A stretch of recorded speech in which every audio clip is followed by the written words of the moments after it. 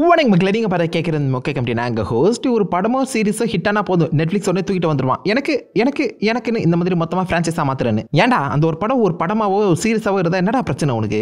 அதை ஃப்ரான்ச்சைஸாக மாற்றுற பேரில் குட்டி கொதறி வைக்க வேண்டியது. அந்த மாதிரி மாட்டிட்டு ஒரு படம் தாங்க வேர்ல்டு கார்டு 1 கிட்டத்தட்ட 4 வருஷத்துக்கு முன்னாடி வந்தது. டைம் தான் செக் பண்ணி பாருங்க. ஒரு இன்ட்ரெஸ்டிங்கான ப்ரிமிஸோட ரொம்ப நல்லா இருக்கும். அதுக்கு சீக்குவல் எடுக்கிறங்கிற பேரில் கொதறி வச்சிருக்காங்க நான் சொல்லுவேன். பட் எனிவேஸ், எடுத்தோடனே நெகட்டிவ்ஸை பார்க்காம let's start with neutral point. இம்மோர்டல்ஸோட அந்த லோர் அதை வந்து முடிஞ்ச அளவுக்கு இப்போதைக்கு இந்த படத்தில் கொஞ்சம் டீட்டெயிலாக எக்ஸ்பிளைன் பண்ண ட்ரை பண்ணியிருக்காங்க. Very first immortal, very last immortal, இவங்களுக்குள்ள நடக்கிற அந்த சண்டையாக தான் கதையை நகர்ந்துட்டு இருக்கு. அது கொஞ்சம் இன்ட்ரெஸ்டிங்காக ஃபீல் ஆச்சு. இந்த ஹுக் மட்டும் தான் எனக்கு தெரிஞ்சு படம் முழுக்கவே உங்களை கட்டி போட்டு உட்கார வச்சிருக்கோம். ஏன்னா இவங்க கடைசி இம்மோர்டல், ஃபர்ஸ்ட் இம்மோர்டல், இவங்க ரெண்டு பேரும் என்ன மாதிரி மீட் பண்ணிக்க போறாங்க, இவங்களுக்குன்னு எக்ஸ்ட்ரா ஸ்பெஷல் பவர்ஸ் இருக்குன்னு சொல்லி அதை பேஸ் பண்ணி கதையை நகர்த்து கொண்டு போயிருக்காங்க. நல்லாவே இருக்கு. அதுதான் எனக்கு பொறுத்த வரைக்கும் முக்கியமான நியூட்ரல் பாயிண்டாக ஃபீல் ஆகுது. பாசிட்டிவ் பாயிண்ட்ஸ் பார்க்கும்போது இந்த படத்தில் அதிகமான கேரக்டர் டெவலப்மெண்ட் கொடுக்கப்பட்ட சார்லிஸ் தெரான். போன படம் மாதிரியே இந்த படத்தையுமே கம்ப்ளீட்டாக கேரி பண்ணிட்டு போகிறது அந்த மனுஷன் தாங்க. என்ன கேட்டிங்கன்னா ஹாலிவுட்லேயே பெஸ்ட் ஆக்ஷன் ஹீரோயினா அது கண்டிப்பாக சார்லிஸ் தெரான் தான். அந்த டெக்னிக், அந்த ரேஜ், அந்த எமோஷன் சொல்லி எல்லாமே உங்களுக்கு பர்ஃபெக்டாக செட் ஆகிருக்கு. என்ன கேட்டிங்கன்னா பெஸ்ட் ஆக்ஷன் ஹீரோயின். இவங்கெல்லாம் ஜான்விக்கில் வராதது மிகப்பெரிய வருத்தங்க. ஹாலிவுட் உங்களுடைய ஆக்ஷன் சைடை இன்னும் பெட்டராக யூஸ் பண்ணணும். அந்த வகையில் வேர்ல்டு கார்டு ஒரு பர்ஃபெக்டான படமாக அமைஞ்சிச்சு உங்களுக்கு. ஆனால் அந்த படத்தில் அவங்க ஒரு லீஷராக தான் சண்டை போட்டிருப்பாங்க. ஏன்னா டெக்னிக்கில் அவங்க இம்மோர்டல், எவ்வளோ குண்டு பட்டி பட்டாலும் எவ்வளோ அடி வாங்கினாலும் இவங்களால திரும்பவும் பொறுத்து வர முடியும், இறங்கி சண்டை போட முடியும். அதனாலேயே கேஷுவலாக சண்டை போடுற மாதிரி தான் இருக்கும். ஆனால் இந்த படத்தில் அவங்க மோர்டலாக இருக்காங்க. அதுக்கேற்ற மாதிரி ஆக்ஷன் சீக்வன்ஸ் அமைச்சதை பாராட்டி ஆகணும். பெஸ்ட் ஆக்ஷன் சீக்வன்ஸ் அவங்கள சுற்றி தான் அமைக்கப்பட்டிருக்கேன். ரொம்பவே கோரியோகிராஃப்ட் பண்ண மாதிரி சில இடங்களில் ஆக்ஷன் சீக்வன்ஸ் உங்களுக்கு ஃபீல் ஆனாலும் என்னை பொறுத்த வரைக்கும் அந்த சார்லிஸ் தெரான் பர்ஃபெக்டாகவே செல் பண்ணிடுறாங்க தான் நான் சொல்லுவேன். ஹாலிவுட்டுக்கே இருக்க ஒரு பிரச்சனை, ஆக்ஷன் வந்தால் அது வேகமாக காட்டணும்னு சொல்லி ஒரு சீனுக்குள்ளே 10-15 கட்டு வைப்பாங்க. மற்ற கேரக்டர்ஸுக்கு அது வந்தாலும் எனக்கு என்னமோ சார்லிஸ் தெரானோட ஆக்ஷன் சீக்வன்ஸ் ரொம்பவே ஃப்ரீ ஃப்ளோயிங்காக ஃபீல் ஆச்சு. சில இடங்களில் கட்டு எல்லாமே உங்களை வெறுப்பேற்றினாலும் முடிஞ்ச அளவுக்கு ஃபாஸ்ட் பேஸ்டாகவும் கொஞ்சம் இன்டென்ஸாகவும் அந்த ஆக்ஷனை புல் ஆஃப் பண்ணி கூட்டு பண்ணது ரொம்ப நல்லா இருந்துச்சு. ஓப்பனிங் சீக்வன்ஸில் ஒரு ஆக்ஷன் வரும், அதே மாதிரி படத்தோட எண்ணில் வரக்கூடிய ஆக்ஷன் சீக்வன்ஸ், இது ரெண்டுத்தையுமே சூப்பராக புல் ஆஃப் பண்ணியிருப்பாங்க.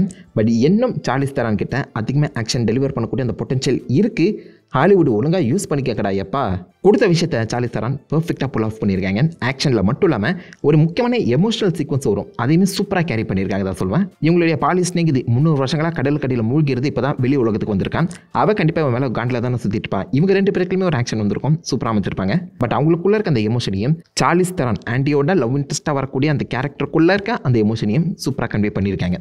எனக்கு அது ஒர்க் அவுட் ஆச்சு. ஸோ மெயின் ப்ரோட்டகனிஸ்ட்டாக ஆண்டியை சுற்றி கதைகள் அவ்வளோ அழகாக எழுதப்பட்டிருக்கு. அதனால் இன்ட்ரெஸ்டிங்கான கேரக்டர் டெவலப்மெண்ட்டும் சூப்பராகவே போயிருக்குன்னு சொல்லுவேன். ஆண்டியா நடித்த சார்லிஸ் தெரானுக்கு மட்டும் தான், மற்ற யாருக்கும் இல்லை. அதை தொடர்ந்து படத்தோட லோர் கொஞ்சம் டெப்த்தாக போக ட்ரை பண்ணியிருக்காங்க. இம்மோர்டல்ஸ் எப்படி உருவாக்கப்பட்டாங்கன்னு சொல்லாமல் ஃபர்ஸ்ட் இம்மோர்டல் வெர்சஸ் லாஸ்ட் இம்மோர்டல்ங்கிற மாதிரி தான் கதையை போகுது. ப்ரெமிஸே அதுதான். ஃபர்ஸ்ட் இம்மோர்டலாக பிறந்தவங்க உமா தர்மனுக்கு பார்த்தீங்கன்னா இப்போதைக்கு டெக்னிக்கலாக அவங்களுடைய இம்மோர்டாலிட்டி போயிடுச்சு. அதை கெயின் பண்ணுறதுக்கு லாஸ்ட் இம்மோர்டல் வழியாக ஒரு சின்ன ஃபார்முலாவை அவங்க ஃபாலோ பண்ண ட்ரை பண்ணுறாங்க. அதை செஞ்சு பிடிச்சாங்களா இல்லையாங்கிறது தான் கதை. அப்படி தான் ஆரம்பிக்குது. நமக்கும் அதை தான் பிளாட்னு சொல்லுவாங்க. ஆனால் படத்தை கடைசியில் பாதியில் முடிச்சிருவாங்க. வர நெகட்டிவ்க்கு வரேன். பட் அந்த ஒரு பிளாட் ரொம்ப இன்ட்ரெஸ்டிங்காக இருந்துச்சு. புதுசாக ஒரு டெப்த்தை கொடுக்க ட்ரை பண்ணியிருக்காங்க. இவங்களாம் சாதாரண இமோட்டல்ஸ் கிடையாது, இவங்களுக்கு ஒரு ஸ்பெஷல் எபிலிட்டிஸ் இருக்குது. இவங்களை ஃபாலோ பண்ணி நிறைய லெஜண்ட்ஸுமே இருக்குன்னு சொல்லி அந்த லோரை எக்ஸ்பெண்ட் பண்ண பார்த்துருக்காங்க. அது கொஞ்சம் இன்ட்ரெஸ்டிங்காக எனக்கு ஃபீல் ஆச்சுங்க. மற்றபடி சொல்கிறதுக்குலாம் ஒன்றும் இல்லை. பாசிட்டிவே இவ்வளோ தான். இதுக்காக மட்டுமே நீங்கள் படம் பார்க்குறது தான் போய் பாருங்க. ஆக்ஷன் சீக்வன்ஸ் ஓரளவுக்கு டீசெண்டாக இருக்கும். சார்லிஸ் தெரானோட எமோஷன் நல்லாயிருக்கும். மற்றபடி வேர்ல்டு கார்டு 1 அளவுக்கு உங்களை கட்டி போட்டு உட்கார வைக்கிற ஏதாவது ஸ்க்ரீன் ப்ளே பண்ணியிருக்காங்களா கேட்டிங்கன்னா ஒரு மண்ணும் கிடையாது. நெகட்டிவ் பாயிண்ட்ஸோட மொதல் பாயிண்ட் அதுதான். This movie felt like uncooked garbage. ஒரு படத்துக்கு என்னென்ன தேவை எல்லாத்தையுமே கொண்டு வந்து கொட்டியிருக்காங்க, ஆனால் குக் பண்ண மறந்துட்டாங்க. பாதி படம் தாங்க இருக்கு, மீதி படம் எங்கடான்னு சொல்லி கேட்குற மாதிரி தான் ஃபீல் ஆகுது. இதெல்லாம் இன்ஸ்டாகிராமா யூடியூப் ஷாட்ஸா? உங்களுக்கு மீதி கதையை பார்ட் 2ல சொல்கிறேன் அப்படின்னு சொல்லி போகிறதுக்கு கொய்யால. போன படத்துக்கு இந்த படத்துக்கும் 5 வருஷம் கேப்பு, இந்த படத்துக்கு 5 வருஷத்துக்கும் 5 வருஷம் கேப் விட்டிங்கன்னா இந்த படத்தையும் மறந்துடுவாங்கடா.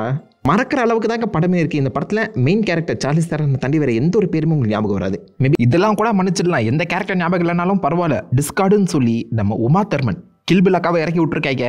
கையில் கத்தையை கொடுத்தா வளைச்சு 1000 பேரை விட்டு வைங்கடா. அந்த கேரக்டர் உள்ளே இறக்கி விட்டு ஆக்ஷனுக்கு அவ்வளோ இம்பார்ட்டன்ஸே கொடுக்காம விட்டுருக்காங்க. கடைசியில் உமா தர்மன் வெர்சஸ் சார்லிஸ் தெரானுங்கிற ஃபைட் நடக்குது. ஆனால் நீங்கள் நினைக்கிற மாதிரிலாம் இருக்காது. 10,000 கட்டை வச்சு சும்மா வேகமாக ஒரு சீக்வன்ஸை காட்டுறங்கிற பேரில் ஒரு ஆக்ஷனை கூட உருப்படியாக காட்டாமல் கெடுத்து வச்சிருக்காங்க. லைக் ரெண்டு பேருமே அமேசிங்கான ஆக்ஷன் ஹீரோயின்ஸ், பொட்டன்ஷியலை வேஸ்ட் பண்ணி வச்சிருக்காங்க. சார்லிஸ் தெரான், உமா தர்மன் யோசிச்சு பாருங்க, ரெண்டு பேரோட ஃபைட் சீக்வன்ஸ் எப்படி அமைஞ்சிருக்கணும்னு. நீங்கள் நினைக்கிறதுல 10% கூட 10ல் இருக்காது. Such a wasted potential man. ஏன் அப்படி பண்ணுறாங்க சத்தியமாக புரியல. கேரக்டர்ஸ்க்கு இம்பார்ட்டன்ஸ் கிடையாது, கேரக்டர் ரைட்டிங் ஒழுங்காக இல்லை. அவங்கள வச்சு பேஸ் பண்ண ஆக்ஷன் அது நல்லா இருக்கான்னு கேட்டிங்கன்னா அதுவும் சுத்தமாக வேஸ்ட்டு. விஎஃப்எக்ஸ்லாம் சில இடத்துல அப்படியே துண்டா தெரியுதுங்க. ஃபைனலில் வர அந்த ஹெலிகாப்டர் ஆக்ஷன் சீக்வன்ஸ்லாம் அப்படியே உங்களுக்கு கண்ணில் பார்த்தோன்னே தெரிஞ்சிடும் விஎஃப்எக்ஸ் தாண்டான்னு. ஏதோ ஒரு பி ரேட்டட் மூவி ஒரு ஃபீல் தான் எனக்கு வந்துச்சு. படம் குவாலிட்டியே ரொம்பவே கேவலமாக இருந்துச்சு. இந்த படம் தான் தேட்டரில் வந்துருந்தா கிழிச்சு தொங்க விட்டுருப்பாங்க நம்புறேன். ஓடிடி தானே அப்படின்னு சொல்லி ஓடிடி பட்ஜெட்லேயே பாதி தான் கொடுத்து எடுக்க வச்சிருக்காங்க போல. படத்தோட குவாலிட்டி ரொம்பவே கேவலமாக இருந்துச்சுன்னு கேட்டிங்கன்னா. போன படத்தை விடங்க ஓல்டு கார்ட் பார்ட் 1 விட இந்த படத்தோட குவாலிட்டி கேவலமாக இருந்துச்சு. சும்மா எடுக்கணுங்கிற பேரில் எடுத்த மாதிரி தான் தோணுச்சு. இது எல்லாத்தையுமே தாண்டி கதையாச்சும் ஒழுங்காக சொன்னாங்களான்னு கேட்டிங்கன்னா இன்டர்வல் வரும்போது படத்தை முடிச்சா எப்படி ஃபீல் ஆகும் அந்த மாதிரி தான் இந்த படமே ஃபீல் ஆகுது. ஒரு 1.5 மணி நேரம் ஓடக்கூடிய இந்த படம் என்னை பொறுத்த வரைக்கும் ஒரு எபிசோட் எஃபெக்டை தான் கிரியேட் பண்ணுது. இது மேபி ஒரு சீரிஸாக சொல்லியிருந்தாங்கன்னா அக்செப்ட் பண்ணிக்கலாம் போல. சீரிஸோட எபிசோட் 1 சொல்லியிருந்தாங்கன்னா கண்டிப்பாக அது ஒர்க் அவுட் ஆகிருக்கும். ஆனால் இது வந்து ஒரு படமாக அவங்க ப்ரெசென்ட் பண்ணியிருக்கும் போது சுத்தமாக செட்டே ஆகலை. இதோடைய அடுத்த பார்ட் எப்போ வரும்னு சொல்லி நம்ம வெயிட் பண்ணணும். ஆனால் அப்படி வெயிட் பண்ண தோணவே மாட்டேங்குது. வரட்டும் பார்த்துக்கலாம் அப்படிங்கிற மாதிரி தான் நம்ம ஃபீல் பண்ண வச்சிருக்காங்க. முதல்ல ஒரு கிளிஃப் ஹேங்கரில் தான் முடிச்சிருக்காங்கன்னு வச்சுக்கோங்களேன். பட் அடுத்த பாட்டு வருமா வராதான்னு சொல்லி அந்த ஒரு ஏக்கமே இல்லைங்க. இன்ஃபினிட் வர மாதிரி ஏதோ சம்பவத்தை செய்ய பார்த்துருக்காங்க. But doesn't make any sense. கடைசியில் வில்லன் தான் ஜெயிக்கிறாங்க. அப்போ உங்கள் ஹீரோ தோத்துட்டாரா அப்படிங்கிற ஒருத்தில் கம்மா போட்டால் எப்படி இருக்கும்? அது கதை கண்டினியூ ஆகணும்டா. பார்ட் 3 தான் கதையை சொல்ல போகிறேன்னா எதுக்கு பார்ட் 2 எடுக்கிறீங்க? இந்தியன் 2 மாதிரி பார்ட் 3 கொடுத்துட்டு போயிடலாம்ல. அதில் தான் கதை இருக்குன்னா அப்போ அதையே கொடுத்துட்டு போயிடலாம்ல. எதுக்கு இது ஃபில்லரு? எனக்கு சத்தியமாக புரியல. எதுக்குடா காசை வேஸ்ட் பண்ணுறீங்க? காசு இருக்குன்னு படம் எடுக்கிறாங்க போலங்க. ஏன் இப்படி பண்ணுறாங்க சத்தியமாக புரியல. ஆத்திரங்கள் வருது மக்கள் எனக்கு. போன படத்தில் ஒரு சின்ன கேரக்டர் டெவலப்மெண்ட் போன நிறைய முக்கியமான கேரக்டரை வேஸ்ட் பண்ணி யாருக்குமே இம்பார்ட்டன்ஸே இல்லாமல் சும்மா பிளாண்டாக கொடுத்துருக்காங்க. சில சீக்வன்ஸ் நல்லா இருக்கு. முக்கியமாக நடுவில் நம்ம சார்லிஸ் தெரான் அவளுடைய ஓல்ட் ஃப்ரெண்டை மீட் பண்ணுறதுக்காக ஒரு இடத்த நோக்கி போவா. அந்த இடத்துல அவள் அத்தனை வருஷங்கள் வாழ்ந்துருப்பாள். ஆல்மோஸ்ட் லைக் 2000 வருஷங்கள் கிட்ட வாழ்ந்துருப்பான். அந்த ஒவ்வொரு டைம்லனா கடந்து வர மாதிரி ஒரு லாங் ஒன் ஷாட் சீக்வன்ஸ் அமைக்கப்பட்டிருக்கும். அதை பாராட்டி ஆகணும். அது ரொம்ப நல்லா இருந்துச்சு. படத்தில் அந்த ஒரு சீன் மட்டும் உங்களுக்கு நல்லா ஞாபகம் வரும்னு தோணுது. மற்றபடி அந்த ஒரு இன்னோவேஷன் அந்த சீனுக்கு போட்ட எஃபர்ட்டுங்கிறது படத்தோட மற்ற இடத்துல எங்கேயுமே இல்லை. கதையிலையுமே இல்லை, கேரக்டர் டெவலப்மெண்ட்லேயுமே இல்லை. Such a bland tasteless moving இது. அதாவது கொங்குரா சட்னின்னு காரசாரமாக நீங்கள் எதிர்பார்த்துட்டு இருக்க அந்த சமயத்தில் உப்பு சப்பே இல்லாமல் சட்னியை கொண்டு வந்து வச்சாங்கன்னா உங்களுக்கு எப்படி ஃபீல் ஆகுமோ அந்த மாதிரி தான் அந்த படம் ஃபீல் ஆச்சு. நிறைய இடத்துல பேசிக்கிட்டே வேற இருக்காங்க. தேவையில்லாமல் என்ன பேசிட்டு இருக்கீங்கன்னு சொல்லி கேட்குற மாதிரி இருந்துச்சு. கடைசி இமோட்டல்னு வரக்கூடிய அந்த நைல் அந்த ஆக்ட்ரஸோட பெர்ஃபார்மன்ஸ் கூட அப் டு த மார்க்லாம் கிடையாது. ரொம்பவே அகைன் பிளாண்டாக தான் ஃபீல் ஆச்சு. அவங்கள வச்சு வர சில ஆக்ஷன் சீக்வன்ஸ் ரொம்பவே கோரியோகிராஃப்டாக இருந்துச்சு. நீ பாடி அதை நான் பிளாக் பண்ணி உன்னை எப்படி தத்து கீழே போடுற பாரு அப்படிங்கிற மாதிரி சில ஆக்ஷன் சீக்வன்ஸ் ரொம்பவே கோரியோகிராஃப்டாக இருந்துச்சு.